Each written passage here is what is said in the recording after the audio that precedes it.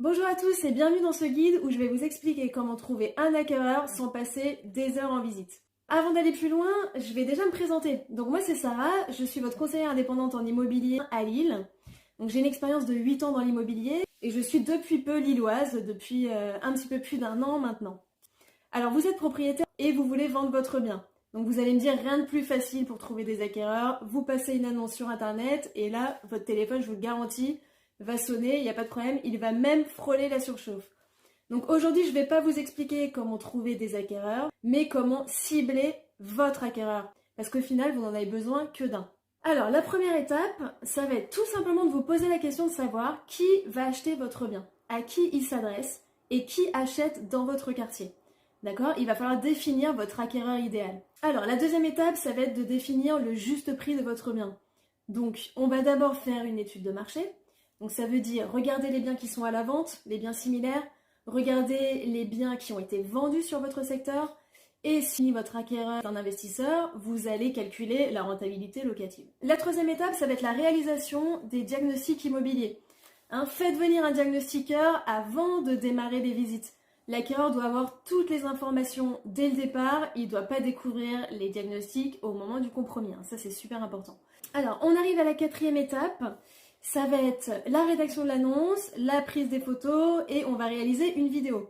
Donc au niveau de votre annonce, soyez clair et précis, n'en écrivez pas des tonnes parce que sinon l'acquéreur ne va pas tout lire. Mais alors pareil, dans votre annonce, ciblez votre acquéreur idéal. Si vous vous adressez à tout le monde, au final ça ne parle à personne. Au niveau des photos, elles doivent être le plus réalistes possible.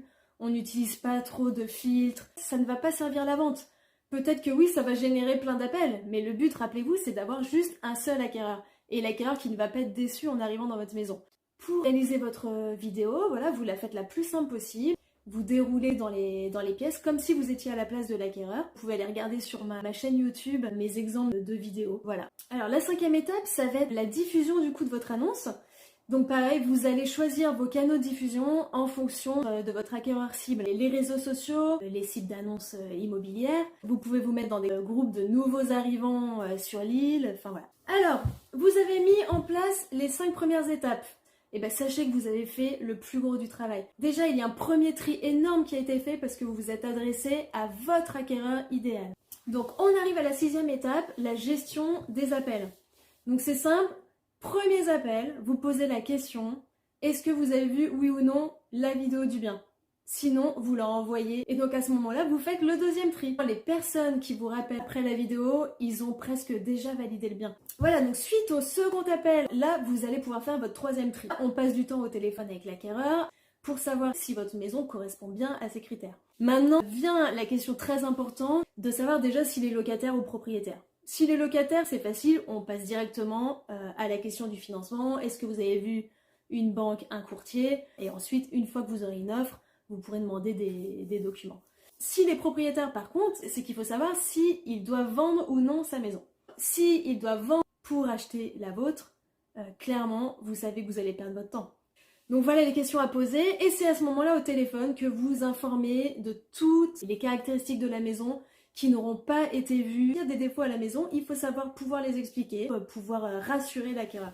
Voilà, donc on arrive à la 7e étape, la visite. Au moment de la visite, votre maison, elle va se vendre par elle-même. Vous avez déjà fait tout le gros du travail, donc là, un conseil, ne dites rien. Ils ont déjà eu leur coup de cœur, ils n'ont plus qu'à se conforter. Et normalement, vous êtes au bon prix, donc il n'y a pas de souci. C'est offre au prix et en route pour le compromis. Voilà, et très peu de chances que vous ayez refus de prêt ou rétractation si vous avez bien suivi toutes les étapes que je vous ai conseillé d'appliquer.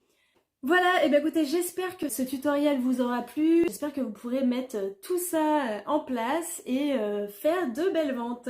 À bientôt!